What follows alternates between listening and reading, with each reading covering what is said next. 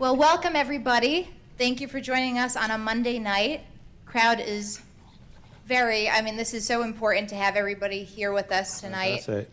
Luigi, Dr. Luigi. I'm going to call you your proper title. Please do. Can everyone hear me? Yeah. Awesome. Thank you. So, two main motivations. One, personal, grew up with a family, Alzheimer's grandfather, Parkinson's uncle. I remember when I came to this country, in 2010, I promised my grandfather I'm going to find a cure and fix your brain. And 9 years later, I didn't, but he's very proud of me that I became a doctor.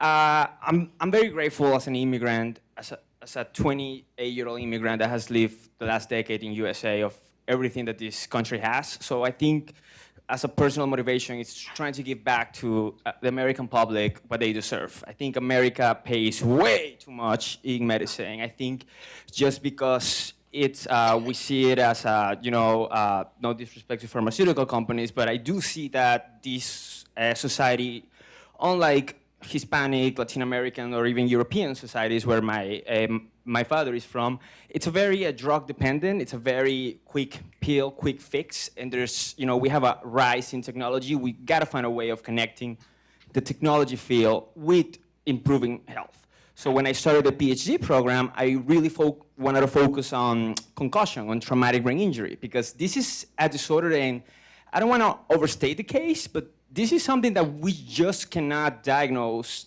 neither doctors or PAs or athletic trainers, physical therapists. This is just something you cannot completely diagnose, mainly because the two populations that suffer it, one is the athletes who lied on their tests before getting, so they don't lose their scholarships. So you cannot really trust this population. They always try to be under-symptomatic. And then you have the military. With all respect to the military, they do the opposite. They try to exaggerate the symptoms whenever there's like something happening in Afghanistan, in Iraq. So you don't see a really honesty from the patient that had a concussion. You see patients exaggerating their symptoms. You see patients pretending they don't have any symptoms. So we need to use technology in order to find ways, biomarkers, objective, clear, practical diagnosis for this population. And concussion is extremely common. And it's not just confusion and headaches and migraines. You can see these people in the subway using sunglasses at a Friday at 11 p.m. because there's just sensitivity issues. There's a lot of irritability. There's a lot of depression. There's a lot of anxiety. So we know too much about concussion, but we don't know how to fix it. So I found a link. I'm trying to use technology in trying to at least solve this issue, so at least this population wouldn't be, drug dependent and pharmaceutical dependent as American society I think it is. And just one personal anecdote, I don't know how many college students are here. 22 days ago, great, I was in college. You will suffer after you graduate what I call a millennial middle-age crisis of, oh my God, what do I do now? But then it gets so much better, so hang on there. Quick question. How bad is the problem? Give us an idea of how bad this situation is. The problem is so bad that I cannot tell you how bad is the problem. You have so much research on concussion, and there's not like a specific systematic review or literature review, or even numbers from the CDC or government agencies. I mean, the CDC says that, last numbers, that after every person that suffers a traumatic brain injury, it's 50% of them is gonna suffer a second traumatic brain injury, and 10% are gonna suffer 5 or more. And this is a huge problem because it's gonna cause a permanent damage that you might not see it, you might not experience, but throughout life, it's associated with Alzheimer's, with Parkinson's, with chronic traumatic encephalopathy, with all sort of types of dementia that this aging population are suffering and that are causing a bargain in our healthcare system and in American taxpayer dollars. Fantastic. But that's the problem. We just cannot tell you for sure how bad it is. Fantastic. Thank you. Marlene. That's exactly right. Yep. Luigi, you had a comment. Yes. So I'm not gonna jump into World War III between Pfizer and the pharmaceuticals and marijuana company, or Iran versus Saudi Arabia. I do wanna I do want to say just to respond to Mr. Frank that there's a specific reason just with neuroscience. There's a specific reason why we wouldn't put medical cannabis to the same rigorous phase 1, phase 2, phase 3 clinical trials of pharmaceutical companies just for brain injuries. And that's because 95%, there's a new field that just came out called iPhone 10 X Plus. It's a neuro digestive system. So we now know that 95% of the neurotransmitters that we use in our brain are actually produced in our stomach. So it does make sense that when you treat nervous system disease, the more pills that you take are actually suppressing the natural common functioning and physiology of your stomach. That wouldn't happen with non-pill marijuana. So there's a reason why, at least in the neuroscience perspective, at least for things for traumatic brain injury, I would be more inclined of coming up with not only technology, but natural resources, because the pills wouldn't actually, the pills might do more harm to your stomach, to your digestive system, and consequently the neurotransmitters in your brain that marijuana or cannabis will ever do. Thank you, counselor. I think we've got a job for you at McCarter in English if you want to come make that case. But again, that's just in the specific neuroscience perspective. You can go to cardiovascular, renal, pulmonologist, and it's a different field. Marlon, I'm going to go to you now. Oh, that's all right. Keep going. No. It's almost easy. So good luck. Good luck. We'll be watching you. Right. President for the day. If I was president of a country that I'm not even a citizen, I would. No, absolutely. I have a really good. I would write an executive order demanding that at the local state there's got to be free Wi-Fi and free internet access for all 330 million Americans and everybody living in this country, because lack of information access, it's extremely not only correlated but cause a lack of healthcare issues.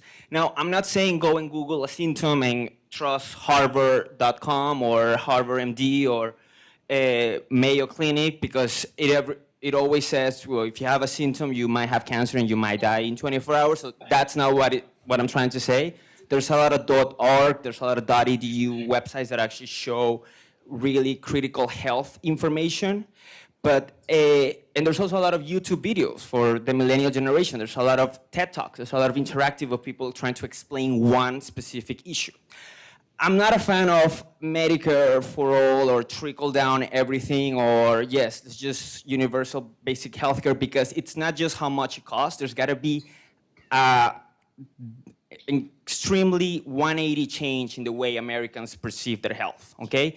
And it's not just lack of information, it's also everything that happens with the environment, everything that happens with the food that we eat, the extremely addition of chemicals and additives that are actually disrupting our things. I mean, it's crazy. I live in this country and I do exercise every day, and I gain weight. I went to Israel for 2 weeks in the summer, and I lost weight without any exercise, just because the food is healthier. Everything you eat, so, you know, in America, it's either a burrito inside of an ice cream, inside of a Dorito, like, so, and on a serious note, the two main issues that I see, because we cannot blame everything to the doctor and we cannot blame everything to the patient, and we cannot say, oh, the government just sucks. There's two main issues. Health illiteracy, people just don't know about health, they just don't know about science. And there's also science communication. The medical doctors, the researchers do a very lousy job sometimes in breaking down the information. So you have a patient and you have a doctor speaking two completely different languages. So as a president, I will try to at least expand the access of health and internet information for all citizens. Fantastic. I think we have a new president. Say for the product, the greater the application. Thank you. Luigi, what is the thing you're working on right now which is most exciting and people in the room can help you with? People in the room can help me with. Yeah. Well, you've got a room. Let's get some. Everything I tell Get some you, talent. please feel free to always fact check it. And at the same time, once you find out that what I said was true, go and actually expand information. Look, there are three things. My field, traumatic brain injury, and you separate it in mild traumatic brain injury, concussion, then moderate, they have the injury, and then severe traumatic brain injury, people that are in coma, vegetative state, 18 years. I'm very optimistic and I'm very excited of the things that are happening in the technology level to help them. So 2010, traumatic brain injury, severe, people in coma. There was Dr. Schiff in Cornell found a way, deep brain stimulation, to a patient that has been in coma for 10 years and everybody lost their hope. They opened their brain and put a deep brain stimulation. This person woke up and was able to do things. That was in the severe side. In the moderate side, we would like some FDA help for this, but there's techniques that are electricity and magnetism, because that's who we are, the nervous system. We're just electricity communication. But there are things like transcranial electric stimulation, transcranial magnetic stimulation, and the same for the spine. There are tools that we're using, that scientists are using to try to make what we thought was an injured part of your brain or of your spinal cord to start functioning.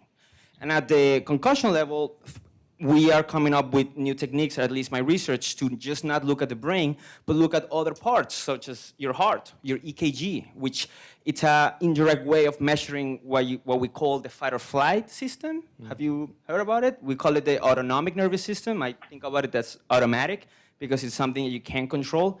And wouldn't it be amazing if, instead of having a concussion, seeing 5 doctors, fighting with 10 administrative assistants of insurance, get one electrode on your heart and being able to detect if you're actually, there's a correlation between your symptoms, the way your brain is activated, and your heart, and also your muscles. So I'm very, very excited. I would like to achieve progress in both technology and information of the people. And lastly, I would really like I call it the Californicated companies, the companies in California that are very good at blocking ads from Tulsi Gabbard when she did really good at the debate. I'll be very happy if, when you have Facebook, Twitter, Instagram, of any social media, instead of just seeing, an ad selling a perfume from Dior that I'm not ever gonna buy, if they, put information about quick tips of how to improve your health, or like top 3 things you can eat, or maybe you shouldn't eat this too much, or maybe late at night, okay? I would like to see, for the people that are driving data and information, a real push, a motivation, a drive to actually help their country and the people that are paying taxes for them. Fantastic, thank you.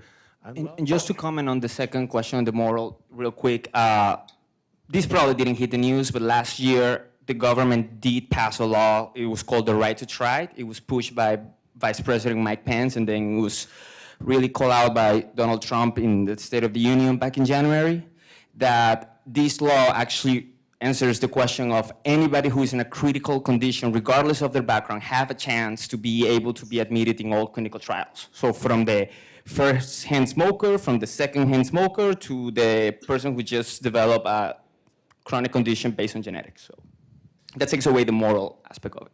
Fantastic. The market we have at the moment.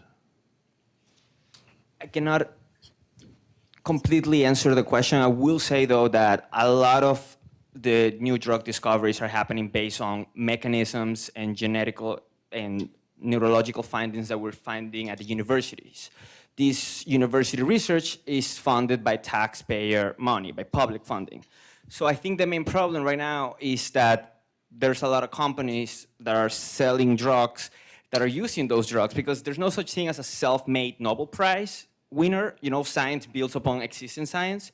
So I think the very injustice is just that a lot of the companies, whether insurance or whether they're hospital administrations, whether they're the other companies that sell cheaper drugs to our neighbors but not to us, are using data and information that was done by the public, that was funded by the taxpayer money in universities, in PhD students that sacrifice a lot of their weekends dealing with rats, dealing with mice, to find that discovery.